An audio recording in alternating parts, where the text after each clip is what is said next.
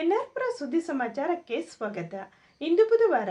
ನಾನು ಭಾಗ್ಯ ನಂಜುಂಡಸ್ವಾಮಿ. ಸುದ್ದಿಗಳ ವಿವರ. 2023ರಲ್ಲಿ ಶೃಂಗೇರಿ ವಿಧಾನಸಭಾ ಕ್ಷೇತ್ರದ ಚುನಾವಣೆಯ ಮತ ಎಣಿಕೆಯಲ್ಲಿ ರಾಜೇಗೌಡರಿಗೆ ಬಿದ್ದಿದ್ದ 257 ಸಿಂಧು ಅಂಚೆ ಮತಗಳು ಈಗ ಮರು ಎಣಿಕೆಯಲ್ಲಿ ಅಸಿಂಧು ಆಗಿದ್ದು ಹೇಗೆ? ರಾಜ್ಯ ಹಾಗೂ ಕೇಂದ್ರ ಚುನಾವಣಾ ಆಯೋಗವು ಉತ್ತರಿಸಬೇಕು ಎಂದು ತಾಲೂಕು ಯುವ ಕಾಂಗ್ರೆಸ್ ಅಧ್ಯಕ್ಷ ರತನ್ಗೌಡ ಅರಗಿ ಒತ್ತಾಯಿಸಿದರು. 2023ರಲ್ಲಿ ಅಂಚೆ ಮತ ಎಣಿಕೆಯಲ್ಲಿ ರಾಜೇಗೌಡರಿಗೆ 567 ಮತಗಳು ಬಿದ್ದಿದ್ದವು. ಈಗ ಮರು ಎಣಿಕೆಯಲ್ಲಿ 257 ಮತಗಳು ಅಸಿಂಧು ಎಂದು ತಿರಸ್ಕೃತವಾಗಿದೆ. ಜೀವರಾಜ್ ಗೆದ್ದಿದ್ದಾರೆ ಎಂದು ಪ್ರಮಾಣ ಪತ್ರ ನೀಡಲಾಗುತ್ತಿದೆ.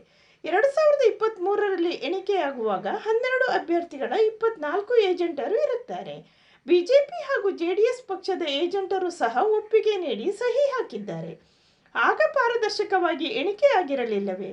ಪ್ರಸ್ತುತ ಗ್ರಾಮ ಪಂಚಾಯಿತಿ ಚುನಾವಣೆಯಲ್ಲೂ ಮತದಾರರು ಸರಿಯಾದ ರೀತಿಯಲ್ಲಿ ಮತ ನೀಡುತ್ತಾರೆ. ಅಂಚೆ ಮತ ನೀಡುವವರು ವಿದ್ಯಾವಂತರೇ ಆಗಿರುತ್ತಾರೆ. ಈಗ ರಾಜೇಗೌಡರಿಗೆ ಬಿದ್ದ 257 ಮತ ತಿರಸ್ಕೃತ ಮತ ಎಂದು ಘೋಷಣೆ ಮಾಡಿರುವುದು ಮತ ದರೋಡೆಯಾಗಿದೆ ಎಂದು ಟೀಕಿಸಿದರು.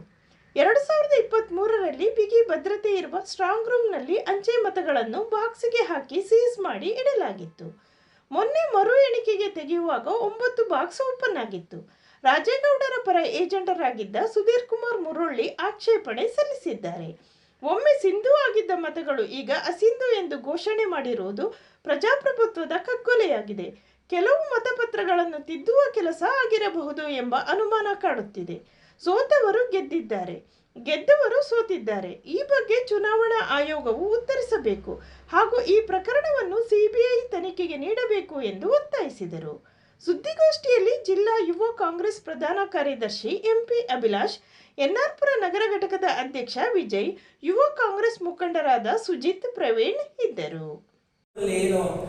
ಮತ ಎಣಿಕೆ ಇತ್ತು. ಅವತ್ತು ಬೆಳಿಗ್ಗೆ 7 ಗಂಟೆಗೆ ಮತಪೆಟ್ಟಿಗೆ ಇರುವಂತಹ ಸ್ಟ್ರಾಂಗ್ ರೂಮಿಗೆ ಎಲ್ಲಾ ಚುನಾವಣಾ ಏಜೆಂಟರು ಅಂದ್ರೆ ಕಾಂಗ್ರೆಸ್, ಬಿಜೆಪಿ ಮತಗಳಲ್ಲಿ ಈಗ 257 ಮತ ತಿರಸ್ಕೃತ ಅಂತ ಬಂದ್ಬಿಟ್ಟಿದೆ. ಅದು ಹೇಗೆ ಅನ್ನೋದು ನಮಗೆ ಕೂಡ ಒಂದು ದೊಡ್ಡ ಯಕ್ಷ ಪ್ರಶ್ನೆ ಆಗಿದೆ. ಮೊನ್ನೆ ದಿನ ಏನು ಮತ ಎಣಿಕೆ ಇತ್ತು, ವಿಜಯಶಾಲಿ ಆಗಿದ್ದು ಕೂಡ 2023 ಎಲೆಕ್ಷನ್ ಅಲ್ಲಿ ಚುನಾವಣೆ ನಡೆಸಿದ್ದು ಚುನಾವಣಾ ಆಯೋಗನೇ, ಮತ ಎಣಿಕೆ ನಡೆಸಿದ್ದು ಕೂಡ ಚುನಾವಣಾ ಆಯೋಗನೇ. ಆವಾಗ ಚುನಾವಣಾ ಆಯೋಗನೇ ರಾಜೇಗೌಡರು 201 ಮತಗಳಲ್ಲಿ ವಿನ್ ಆಗಿದ್ದಾರೆ ಅಂತ ಚುನಾವಣಾ ಆಯೋಗನೇ ತಿಳಿಸಿತ್ತು.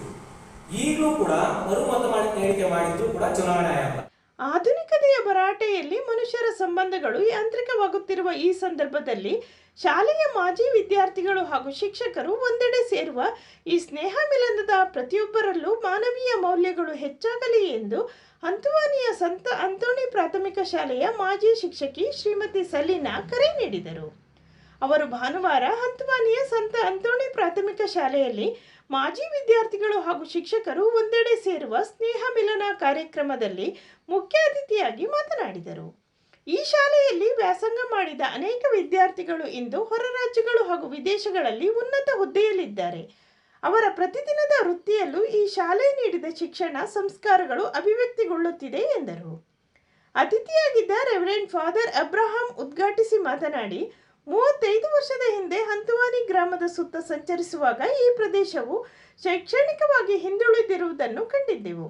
ಆದ್ದರಿಂದ 1ನೇ ತರಗತಿಯಿಂದ 10ನೇ ತರಗತಿಯವರೆಗೆ ಶಾಲೆಯನ್ನು ಸ್ಥಾಪಿಸಲು ಮುಂದಾದೆವು. ನಮ್ಮ ಪ್ರಯತ್ನದ ಫಲವಾಗಿ ಈ ಗ್ರಾಮ ಪಂಚಾಯಿತಿ ವ್ಯಾಪ್ತಿಯ ಸಾವಿರಾರು ವಿದ್ಯಾರ್ಥಿಗಳು ಈ ಶಾಲೆಯಲ್ಲಿ 10ನೇ ತರಗತಿಯಲ್ಲಿ ವ್ಯಾಸಂಗ ಮಾಡಲು ಸಾಧ್ಯವಾಯಿತು ಎಂದರು. ಇನ್ನೊಬ್ಬ ಮಾಜಿ ಮುಖ್ಯೋಪಾಧ್ಯಾಯಿನಿ ಸಿಸ್ಟರ್ ರೋಸ್ಬೆಲ್ ಮಾತನಾಡಿದರು. ಸ್ನೇಹ ಮಿಲನ ಕಾರ್ಯಕ್ರಮದಲ್ಲಿ ಮಾಜಿ ವಿದ್ಯಾರ್ಥಿಗಳಿಂದ ಸಂಗೀತ, ನೃತ್ಯ ಕಾರ್ಯಕ್ರಮ ನಡೆಯಿತು. 40ಕ್ಕೂ ಹೆಚ್ಚು ಶಿಕ್ಷಕ ಶಿಕ್ಷಕಿಯರನ್ನು ಗೌರವಿಸಲಾಯಿತು. 100ಕ್ಕೂ ಹೆಚ್ಚು ಮಾಜಿ ವಿದ್ಯಾರ್ಥಿಗಳಿಗೆ ಸ್ಮರಣಿಕೆ ನೀಡಲಾಯಿತು. ನೀನ್ ಮಾಡೋ ಕೆಲಸದ ಬಗ್ಗೆ ಯೋಚನೆ ಮಾಡಬೇಡಿ, ಅದೆಲ್ಲ ದೇವರು ಕೊಡ್ತಾರೆ. ಈ ಕಾರ್ಯಕ್ರಮ ಹೇಗಾಯ್ತು? ಟೈಮ್ ಇರ್ತು. ಮರವನ್ನಿಡಿದು ಅಲುಗಿದರೆ ಬಿದ್ದರು ಭರತ ಕುಲ ಪಾಲಕರು 105, ಶಿರವೊಡೆದು ಬೆನ್ನೊಡೆದು ಮೊಣಕಾಲು ಜರಿದು ದೂರಿದರು ಧೃತರಾಷ್ಟ್ರಂಗೆ ಅನಿಬರಹಿ ಆದನ. ಏನಂದ್ರೆ ಎಲ್ಲರೂ ಸೇರಿದ್ರೆ ಮರದಿಂದ ಕುಲಿಕೆ ಕೆಳಗೆ ಹಾಕ್ಬಿಡೋಣ, ಯಾಕೆ ಇರಬೇಕು? ನರಸಿಂಹರಾಜಪುರ ಸರ್ಕಾರಿ ಪ್ರಥಮ ದರ್ಜೆ ಕಾಲೇಜಿನ ವಾಣಿಜ್ಯ ವಿಭಾಗ ಹಾಗೂ ಸಮಾಜ ಕಾರ್ಯ ವಿಭಾಗಕ್ಕೆ 2023-24ನೇ ಸಾಲಿನ ಕುವೆಂಪು ವಿಶ್ವವಿದ್ಯಾನಿಲಯ ಮಟ್ಟದಲ್ಲಿ 3 ರ್ಯಾಂಕ್ ಬಂದಿದೆ ಎಂದು ಸರ್ಕಾರಿ ಪ್ರಥಮ ದರ್ಜೆ ಕಾಲೇಜಿನ ಪ್ರಾಂಶುಪಾಲ ಡಾಕ್ಟರ್ ಧನಂಜಯ್ ತಿಳಿಸಿದ್ದಾರೆ. ವಾಣಿಜ್ಯ ವಿಭಾಗದಲ್ಲಿ ಅಕ್ಷತಾ 6ನೇ ರ್ಯಾಂಕ್, ಸಮಾಜ ಕಾರ್ಯ ವಿಭಾಗದಲ್ಲಿ ಸಂಧ್ಯಾ ಎಸ್ 6ನೇ ರ್ಯಾಂಕ್ ಹಾಗೂ ಮೊಹಮ್ಮದ್ ಸಹಾದ್ 7ನೇ ರ್ಯಾಂಕ್ ಗಳಿಸಿದ್ದಾರೆ. ಮೇ 6ರಂದು ಕುವೆಂಪು ವಿಶ್ವವಿದ್ಯಾನಿಲಯದಲ್ಲಿ ನಡೆಯುವ 35ನೇ ಘಟಿಕೋತ್ಸವ ಸಮಾರಂಭದಲ್ಲಿ 3 ವಿದ್ಯಾರ್ಥಿಗಳು ರ್ಯಾಂಕ್ ಪದಕ ಮತ್ತು ಪ್ರಮಾಣ ಪತ್ರ ಸ್ವೀಕಾರ ಮಾಡಲಿದ್ದಾರೆ.